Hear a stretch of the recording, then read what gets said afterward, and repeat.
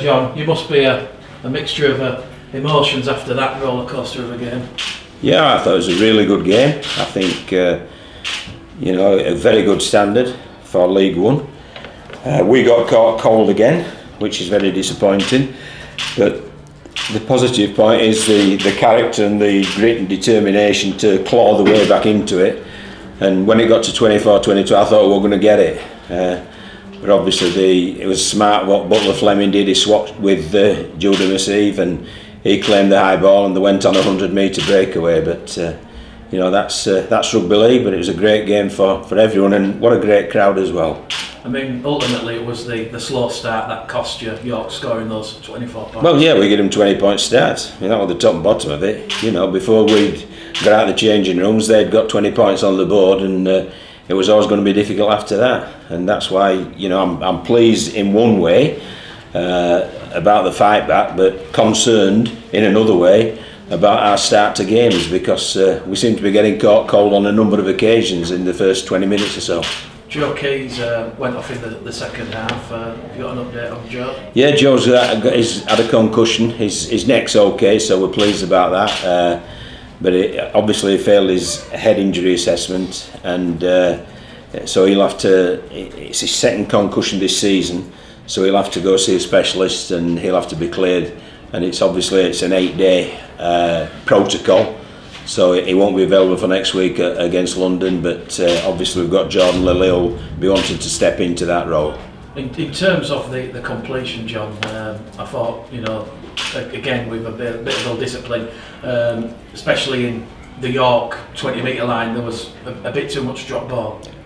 I don't understand. What, us dropping the ball? Yeah. Oh, yes. Inability to convert that pressure into points. Well, that was early on, but I didn't feel that over the terms of the time, because we've scored as many tries as them, and we've had a stone cold drop ball 2 metres away from the line down the right hand side, so we could have scored more tries than them. So no, I don't really agree with that, Mick. I think that I think it was our early errors that cost us early in the tackle count, and in the second half really we were good, and I thought the second half the reason we were able to score was because after York had dominated possession completely for half an hour, once we got up there we took a bit of juice out of them and we looked as if we could score in the second half, so it's disheartening things. And one of those tries was a fantastic effort from Ethan Ryan. Yeah, well, you know, we can't just pick Ethan out. I think there's been some big efforts generally from the players today, but there's been some disappointing ones as well. And obviously part of our job is to review that and point those things out to the individuals, as well as where we can improve as a group. What does this mean for the remainder of the season? Because obviously now York are level on points.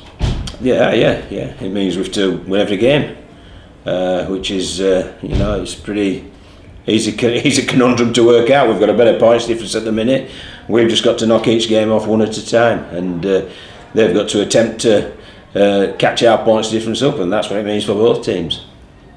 As you say, I mean, looking at the rest of the season, I mean, today's game was never going to sort of decide it, by the way, but you're still in the box seat, aren't you, in terms of, because of that situation where, you know, it's in your hands. Well, we're still top of the league, yeah. So like you say, it's in our hands. We have to win 8 from 8, but York have to win 8 from 8 as well, and they've got to post some points as well. So and they're capable of doing that. So we'll have to keep an eye on them, and they'll keep an eye on us, I'm sure. And then it's one of us will be in the playoffs at the end of the season.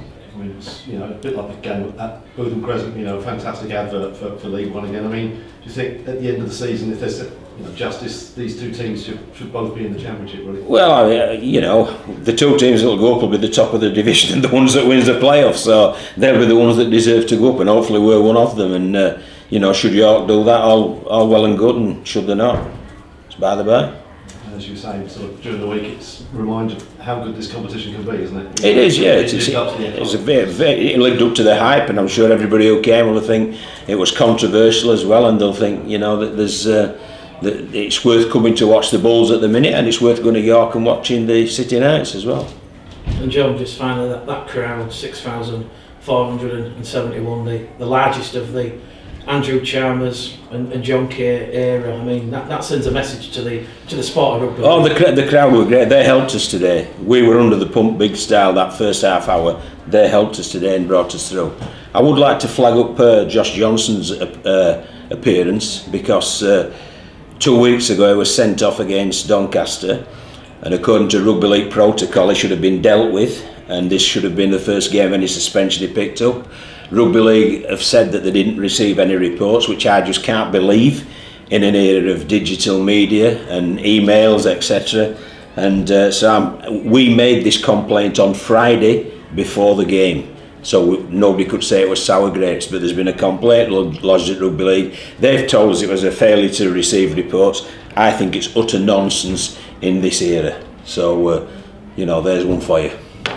Will you be expecting a reply to the complaint? They've replied, they've said that they didn't receive the report, and that's where I can't. Everybody, it was written in League Express, League Weekly, the York Press. Him and Russ Spears were sent off in the 4th minute. It's been on the video, anybody could have seen it. They were both trading punches, and for me, if they trade punches, that should be a suspension. And it's not sour grapes because we did it prior to this. It's a pop at the RFL and their inefficiency.